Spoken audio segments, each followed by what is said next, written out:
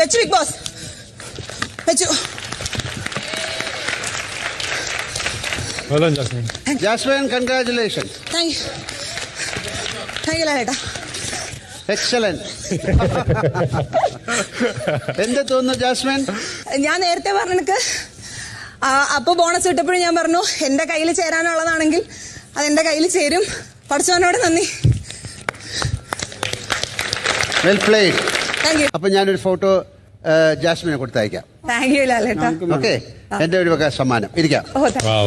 എനിക്ക് ഹാർഡ് വർക്കിന്റെ ഫാക്ടർ വെച്ച് നോക്കുകയാണെങ്കിൽ ഞാൻ പുറത്തുനിന്നും അകത്തുനിന്നും ഇപ്പോൾ ഈ ജേണി കണ്ടത് വെച്ച് നോക്കുമ്പോൾ എനിക്ക് തോന്നുന്നത് ജാസ്മിന്റെ ഗ്രാഫ് ആയിരിക്കും കുറച്ചും കൂടി ടഫ് ആയിട്ടുള്ള ഒരു ഗ്രാഫ്. ഇമോഷണൽ റോളർ കോസ്റ്റർ ആവാണ്. പിന്നെ ടാസ്കിലും ഗെയിമിലും പോകുമ്പോൾ ജാസ്മിൻ ഇപ്പൊ ഇടുന്നൊരു എഫേർട്ട് ഉണ്ട്.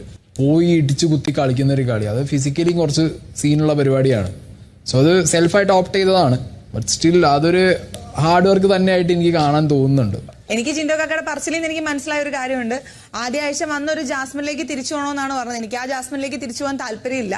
എനിക്ക് കാര്യങ്ങൾ സംസാരിക്കാൻ താല്പര്യമുണ്ട്. കാരണം എന്റെ വീട്ടുകാർ വന്ന് പോയതിനു ശേഷം ഒബിയസ്ലി എനിക്ക് കുറച്ച് എനർജി കയറിയിട്ടുണ്ട്. അത് നിങ്ങൾ പ്രതീക്ഷിക്കേണ്ട. എന്റെ ഭാഗത്ത് നിന്ന് ആ ഒരു ദേഷ്യം വരുമെന്ന് നിങ്ങൾ പ്രതീക്ഷിക്കേണ്ട. ഞാൻ കാര്യങ്ങളിൽ നിന്ന് സംസാരിക്കും, പക്ഷെ പണ്ടത്തെ ദേഷ്യവും കാര്യങ്ങളൊന്നും തിരിച്ചു വരുമെന്ന് നിങ്ങൾ പ്രതീക്ഷിക്കേണ്ടത് നിങ്ങളുടെ തോന്നലാണ്. ഞാൻ അപ്പോഴേ പറഞ്ഞിട്ട് ജിൻഡോ കാക്ക എന്റെ നല്ലതിനൊന്നും അല്ല പറഞ്ഞത്. അത് ജിൻഡോ കാക്കയുടെ തന്നെ ആവശ്യത്തിന് വേണ്ടിയിട്ട് എനിക്കിട്ട് നിറഞ്ഞതാണ്. സംഭവം അത്രയേ ഉള്ളൂ.